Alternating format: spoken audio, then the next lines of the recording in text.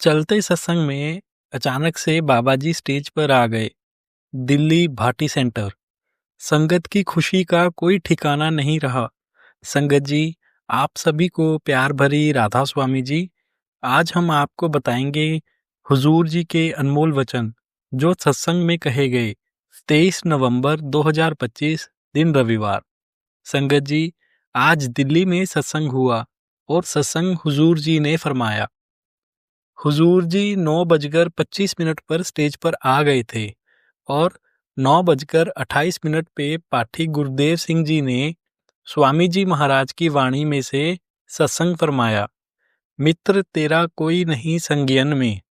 और 1 घंटा 35 मिनट तक करीब यह सत्संग लगातार चला और चलते सत्संग में 10:15 पर पर्दा खुलता है और कैमरे सेट होकर बाबा जी की तरफ फोकस करते हैं और सारी संगत इतनी ज्यादा खुश हो जाती है कि जोर से कहती है, राधा स्वामी बाबा जी, राधा स्वामी। फिर उसके बाद लगातार 1 घंटा 35 मिनट तक सत्संग चलता रहा और पूरे सत्संग के दौरान बाबा जी स्टेज पर बैठे रहे और आज जो बातें हुजूर जी ने कही हैं वह आप जी के साथ साझी की जाएंगी। आज सत्संग के वचन थे, मित्र तेरा कोई नहीं संज्ञान में। हुजूर जी ने फरमाया कि यह वाणी हुजूर स्वामी जी महाराज की वाणी है।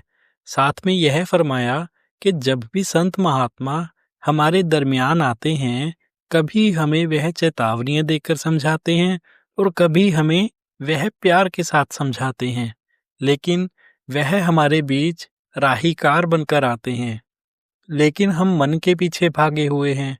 हुजूर जी ने साथ में यह फरमाया कि इसीलिए संत महात्मा हमें ठोक बजाकर संदेश देते हैं। इसीलिए स्वामी जी महाराज भी समझा रहे हैं, मित्र तेरा कोई नहीं संज्ञान में, क्यों पड़ा इस ठज्ञान में। और हमारा मित्र कौन है? जब हमें कोई दुख आए, कोई मुसीबत आए, वह हमारे अंग संग रहे, उसे हम मित्र कहते हैं। इंसान जो लक्ष्य रखता है, उस लक्ष्य में उसमें हमारा साथ दे, उसे मित्र कहते हैं। जब से हमने होश संभाली है या हम बचपन में थे, तो हमारे छोटे होते हुए मित्र थे। फिर उसके बाद स्कूल में गए, वह मित्र थे। फिर बड़े हुए और मित्र बने। जब हम काम पर गए, वहां और मित्र बने। जब हम गली या मोहल्लों में गए तो और मित्र बन गए। लेकिन बात क्या है, क्या यह जो सभी मित्र हैं, यह हमारा साथ निभा सकते हैं? नहीं, बिल्कुल भी नहीं निभा सकते। मोहल्ले भी बदल जाते हैं, स्कूल भी बदल जाते हैं, घर भी बदल जाते हैं। हुजूर जी ने महाराज जी को याद करते हुए कहा कि हमें महाराज जी समझाया करते थे कि यह जितने भी सारे रिश्ते हैं, यह सभी के सभी गर्जों के रिश्ते हैं। फिर हुजूर जी ने फरमाया, महाराज जी समझाया करते थे कि कर्मों की लहर आती है, कभी इकट्ठे हो जाते हैं, कर्मों की लहर फिर आती है, सभी रिश्ते बिखर जाते हैं। लेकिन विचार हमें करना है कि सबसे जो नजदीक रिश्ता है वह कौन सा है। देखो, शरीर भी हमारा साथ नहीं निभा सकता। बुढ़ापा आ जाए तो हमें कितनी बीमारियां आ जाती हैं। स्वामी जी महाराज फरमाते हैं, क्यों पड़ा सोवे इन ठगियन में। फिर हुजूर जी ने वह बात समझाई जो बाबा जी समझाते हैं। एक तो चोर होता है, एक ठग होता है और एक होता है डाकू। चोर कौन होता है? जो रात को अंधेरे में आए और हमारा सब कुछ चुरा कर ले जाए, उसे हम चोर कहते हैं। और डाकू कौन होता है? जो बंदूक अपनी छाती के ऊपर रखकर सब कुछ लूट के ले जाए। और ठग कौन होता है? जो मीठी मीठी बातें करके, अपना बना के सब कुछ लूट के ले जाता है, उसे हम ठग कहते हैं। फिर हुजूर जी ने फरमाया कि प्यार क्या होता है। प्यार यह नहीं किसी से लेन देन करना है। नहीं, प्यार में सिर्फ और सिर्फ कुर्बानी होती है। फिर उसके बाद हुजूर जी ने मोह के बारे में समझाया, उम्मीद का लफ्ज इस्तेमाल किया। कि उम्मीद हमें कहाँ से आती है? उम्मीद हमें मोह से आती है। हम किसी के साथ अपना मोह पैदा कर लेते हैं, वहाँ से हमें उम्मीद उत्पन्न होना शुरू हो जाती है और फिर ऐसा होता है जब वहाँ से उम्मीद हमारी पूरी नहीं होती तो हमारे मन में खटपटी सी पैदा हो जाती है, मन में रोष पैदा हो जाता है। लेकिन आजकल हमें किस चीज़ का अहंकार है? आजकल हमें ओहदों का अहंकार है, आजकल हमें धन दौलत का अहंकार है, ना जाने किस किस चीज़ का अहंकार करते हैं। लेकिन अगर माँ बाप कहीं जाने के लिए कह दें तो वहाँ पर नहीं जाते। लेकिन अगर दोस्त का फ़ोन आ जाए कि भाई चल जिम चलते हैं तो एकदम से तैयार हो जाते हैं। जिम आजकल भरे पड़े हैं, कॉलेज सभी खाली पड़े हैं। आजकल हमें अपनी शक्लों के ऊपर इतना ज़्यादा अहंकार हो गया है, इतना ज़्यादा गुरूर हो गया है कि हम सजने संवरने में से हमें फुर्सत ही नहीं है। फिर बीबियों के ऊपर हुजूर जी ने बड़े सख्त लफ्ज़ इस्तेमाल करते हुए कहा कि आजकल पार्लरों में इतनी लंबी लाइनें लगी हुई हैं, इतनी लंबी लाइनें तो अस्पतालों में भी नहीं होती। अलग अलग प्रकार की क्रीमें हैं, मुंह पर लगाने के लिए अलग क्रीम है, सुबह की अलग क्रीम है, शाम की अलग क्रीम है।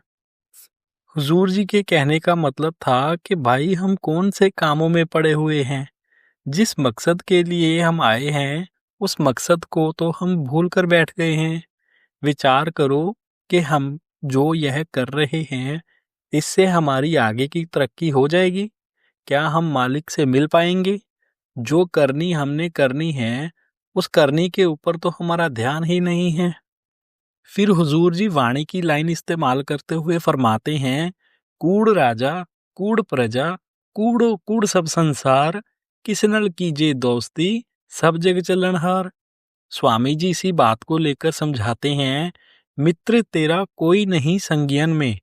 फिर हुजूर जी ने समझाया कि देखो भाई, यह जितने भी सारे दुनिया के रिश्ते हैं यह हमारे साथ आगे नहीं जा सकते। आजकल तो हम अपने आप के साथ रहना ही भूल गए हैं, हम तो अपने आप के साथ भी नहीं रहते। फिर हुजूर जी फरमाते हैं, जैसे बाबा जी समझाते हैं ना कि किसी एक्टर को कोई अलग अलग पार्ट अदा करने के लिए दिया गया है। किसी को माँ का पार्ट अदा करने के लिए दिया गया है, किसी को बाप का पार्ट अदा करने के लिए दिया गया है और किसी को बेटे का पार्ट अदा करने के लिए दिया गया है। लेकिन जब उनका वह एक्टिंग का सारा काम खत्म हो जाता है, जब उनका पार्ट अदा हो जाता है, सब अपने अपने नॉर्मल लाइफ में हो जाते हैं। ऐसे ही भाई, हमें भी यह पार्ट अदा करने के लिए दिए गए हैं, हमने इन्हीं के साथ नहीं जुड़कर रह जाना। फिर वाणी की लाइन इस्तेमाल करते हुए फरमाते हैं, सो जन निर्मल जिन आप पछाता।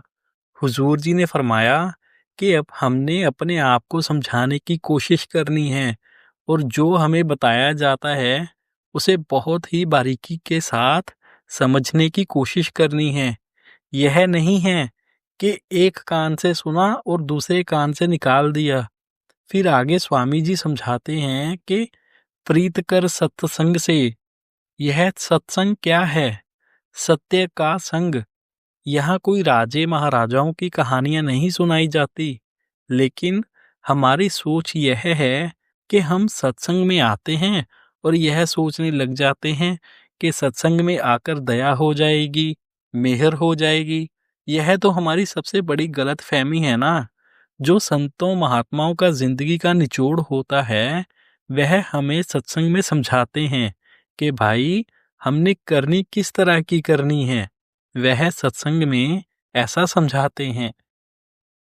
और हुजूर जी ने हमें सख्त लफ्ज़ों में कहा कि हम लोकल सेंटरों में सत्संग सुनने जाते हैं और टाइमिंग रखी जाती है सत्संग की 9 बजे की और हम एंट्री भी 9 बजे ले रहे होते हैं।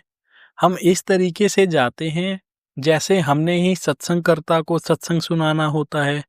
फिर हुजूर जी ने समझाया कि जब भी हमने कहीं मीटिंग रखी होती है और हम पहले प्लानिंग करते हैं कि इतने बजे की मीटिंग है, इससे हमने पहले वहाँ पर पहुँचना है, ताकि वहाँ पर टाइम से पहुँचकर हम मीटिंग का माहौल भी खराब ना करें और मीटिंग में पहुँच भी जाएं। लेकिन हम क्या करते हैं, सत्संग में टाइम से नहीं पहुँचते, जो हमारे लिए परमार्थ में सबसे ज़्यादा ज़रूरी है, उसी में लेट पहुँचते हैं। फिर हुजूर जी ने सत्संग के बारे में बहुत गहराई से समझाया। उन्होंने कहा, सत्संग हमारे लिए परमार्थ में बहुत ज़्यादा सहाय होता है। बड़े महाराज जी समझाया करते थे कि सत्संग हमारे लिए इस दुनिया की धूप से हमें बचाता है। अगर हम सत्संग में अमल करेंगे तो ही तो हमें सोझी आएगी ना। और हुजूर जी ने एक बात और सरल तरीके से समझाई कि जब भी हमने कहीं जाना हो, हमें वहाँ का रास्ता ना पता हो, बहुत ज़्यादा बारिश पड़ रही हो और एक तजुर्बेकार ड्राइवर है जिसको उस रोड के बारे में सारा पता है, इतनी ज़्यादा बारिश लगी हुई है, रास्ते में गड्ढे भी आते हैं, बहुत कुछ होता है। आप किसकी गाड़ी में बैठना पसंद करेंगे? जिसको वह रास्ता सारा पता है, जो तजुर्बेकार है, या उसकी गाड़ी में बैठेंगे जिसको उस रास्ते के बारे में पता ही नहीं है? आप तो तजुर्बेकार ड्राइवर के पास ही बैठना पसंद करेंगे ना। यही बात परमार्थ में लागू होती है कि जिसके पास ज्ञान है, जो पूरा गुरु है, हुजूर जी के कहने का मतलब है जो पूरा गुरु है, उसके साथ आप रहना पसंद करेंगे या किसी और के साथ रहना पसंद करेंगे जिसको ज्ञान नहीं है। फिर उसके बाद हुजूर जी ने नाम के बारे में समझाया कि नाम क्या है। नाम कोई लफ्ज नहीं है, यह कोई अक्षर नहीं है। हम अलग अलग धर्मों से, अलग अलग मजहब से आए हैं, इसीलिए हम उसे अलग अलग नामों से पुकार देते हैं। लाखों नाम हैं, कभी अल्लाह कह देते हैं, कभी वाहेगुरु कह देते हैं, कभी राधा स्वामी कह देते हैं। अलग अलग नामों से अपने अपने प्यार में आकर उनके नाम रखे हुए हैं। फिर हुजूर जी ने 10वें पातशाह जी की मिसाल दी कि 10वें पातशाह जी ने जब उस रब के नाम को लिखना शुरू किया था तो 1100 नाम लिख दिए थे। अंत में जाकर उन्होंने अनामी कहकर बयान कर दिया। वाणी में भी आता है, 52 अक्षर लोक तरह, सब कुछ इन माही, ए अक्षर खिंड जाएंगे, ओ अक्षर इनमें नाही। एक जगह और आता है, नामो उपजे नामो बिन से। फिर आप जी फरमाते हैं कि यह कोई अक्षर नहीं है, यह वह क्रिएटिव पावर है जिसने इस पूरे संसार को बनाया है। फिर आप जी फरमाते हैं कि अगर यह नाम मालिक वापस बुला ले तो यहाँ पर सृष्टि में प्रलय, महाप्रलय हो जाएगी। अगर मालिक इस शक्ति को, इस नाम को शरीर में से वापस बुला ले तो हमारी मौत हो जाती है। हमारा मकसद क्या है? हमारा मकसद यही है कि हमने अपने आप की पहचान करनी है। फिर हुजूर जी ने एक बात और कही कि पैसे की हवस ने हमारे आंखों के ऊपर पट्टी बांध दी है। जब भी हमसे कोई कुछ पूछता है तो हम अपने ओहदे बता देते हैं, फलानी जगह, यह जगह, ऐसा हो गया, वैसा हो गया। पैसा आने पर हमारा तो व्यवहार ही बदल जाता है। जैसे बाबा जी कहते हैं ना कि पैसा तो सिर्फ एक जरूरत है, उसके साथ जुड़कर नहीं रह जाना है, इसे सिर्फ जरूरत अनुसार इस्तेमाल करो। पैसा तो सिर्फ रिश्तेदारी तक तो ठीक था, लेकिन हम इसे परमार्थ में भी ले आए। अगर हम 100 रुपए चढ़ा भी देते हैं तो लाखों करोड़ों रुपए मालिक से मांग भी लेते हैं। कभी मंदिर चले जाते हैं, पैसे चढ़ाते हैं, मांग लेते हैं कि दाता यह दे दो, वह दे दो। गुरुद्वारे जाते हैं, पैसे चढ़ाते हैं, हे वाहेगुरु यह दे दो, वह दे दो। साथ में हजूर जी ने यह भी फरमाया कि हम मालिक की बंदगी में लगने के लिए आए हैं या उनके साथ सौदे करने के लिए आए हैं। परमार्थ में हमने सिर्फ देना सीखना है, लेना नहीं। पैसा हमारे अहंकार को बढ़ा सकता है और जब हमारे अंदर अहंकार आ जाता है, फिर यह डिप्रेशन में तब्दील होना धीरे धीरे शुरू हो जाता है। फिर उसके बाद वाणी का इस्तेमाल करते हुए फरमाते हैं कि देंदा दे लेंदे थक, पाए जुगा जुगांतर खाएं खाएं। फिर फरमाते हैं कि जब से सृष्टि बनी है वह हमें देता ही आया है और हम खाते ही आए हैं। लेकिन क्या हमारी भूख खत्म हो गई? बहुत कम ऐसे विरले जीव हैं जो मालिक के आगे यही अपनी अरदास रखते हैं कि मालिक तेरा शुक्र है, शुक्र है, शुक्र है। कोई ऐसा जीव है जो मालिक से नहीं मांगेगा? नहीं तो सभी मालिक से मांगने में लगे हुए हैं। मालिक ने सभी को बराबर रखा हुआ है। ज्यादा पैसा होने पर भी हमारा सुख चैन चला जाता है। फिर हुजूर जी ने फरमाया कि गाड़ी जब चलती है तो चारों टायरों के ऊपर चलती है। एक टायर भी पंचर हो जाए या एक टायर को कुछ हो जाए तो 3 टायरों के ऊपर प्रेशर आ जाता है। इसीलिए जिंदगी के 4 पहलू हैं। पैसे के पीछे थोड़ी भागना है।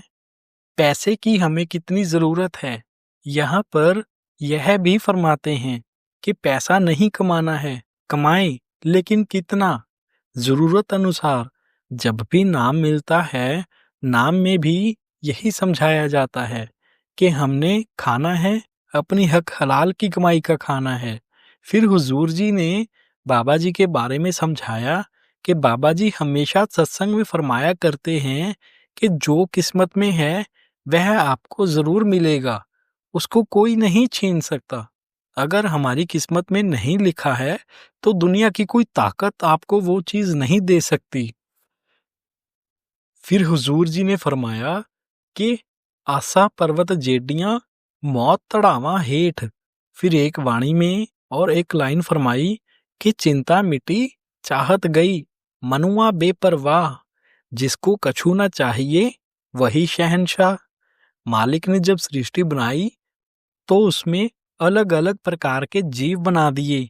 किसी को करमजूनी में डाल दिया, किसी को भोगजूनी में डाल दिया। जो करमजूनी में है उसे विवेक की ताकत दी हुई है, और जो भोगजूनी में है उसे विवेक की ताकत नहीं दी हुई, और वह भुगतान दे रही हैं। किसके लिए दी है करमजूनी और विवेक की ताकत? मिल जगदीश मिलन की वरिया, उस मालिक के मिलने के लिए हमें जिंदगी मिली है। इसको फिजूल नहीं गंवाना है। हम मालिक की बंदगी सिर्फ कर्म जूनी में रहकर कर सकते हैं, भोग जूनी में रहकर नहीं कर सकते। बाबा जी भी फरमाते हैं 84 लाख जूनियों के बाद हमें यह मानस देह मिली है। बड़ा बारीकी के साथ समझाते हैं। हुजूर जी ने भी आज ठोक बजाकर सत्संग किया है। फिर बाणी की लाइन फरमाते हैं कि आत्म में राम, राम में आत्म, चीनस गुर विचारा। फिर हुजूर जी ने फरमाया कि हम उस परमात्मा के अंश हैं, हमने जी जान से मेहनत करनी है। फिर फरमाते हैं कि बैल का जन्म देख लो, घोड़े का जन्म देख लो, किस तरह से उनके साथ व्यवहार किया जाता है। हम तो फिर कर्म जूनी में हैं, जो कि हमें विवेक की ताकत दी हुई है। हम अपने विवेक का इस्तेमाल कर सकते हैं और ज्यादा से ज्यादा अपना ध्यान जो है वह मालिक की तरफ एकाग्र करने की कोशिश करनी है। अगर हम सिमरन करेंगे वह हमें तब जाकर कहीं खजाना मिलेगा। फिर सारा सत्संग फरमाकर हुजूर जी अंत में फरमाते हैं कि भाई एक को नाम हुकुम है नानक, सतगुरु दिया बुझाए जियो। अगर हम सिमरन नहीं करेंगे तो मुड़ मुड़ कर आकर हम इसी दलदल में फंसते रहेंगे। सिमरन करें, अपनी अवस्था को ऊपर लेकर आएं। यह सत्संग यहाँ पर समाप्त होता है। संगत जी, राधा स्वामी जी।